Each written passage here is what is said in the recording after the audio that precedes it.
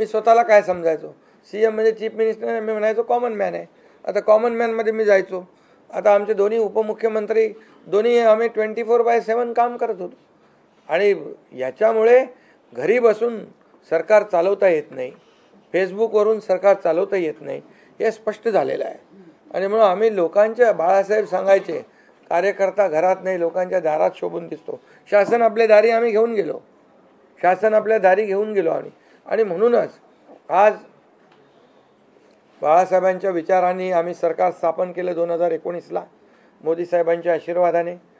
आणि 2019ला जे सरकार स्थापन व्हायला पाहिजे होतं ते सरकार स्थापन झालं नाही, ते लोकांनी बरोबर लक्षात ठेवलेलं आहे. लोक ते विसरलेले नाहीत. आणि म्हणून या निवडणुकीत देखील कोण कुठल्या पक्षाचा, आता तुमचा कुठला पक्ष आहे, तुमचा राष्ट्रवादी घड्याळ, आता तो कोणाचा आहे ते लोकांनी ठरवलं. आणि शिवसेना कोणाची तेही ठरवलं, आणि लोकांनी ते ठरवलं. त्यामुळे आता बऱ्याचशा गोष्टी त्या स्पष्ट झालेल्या आहेत.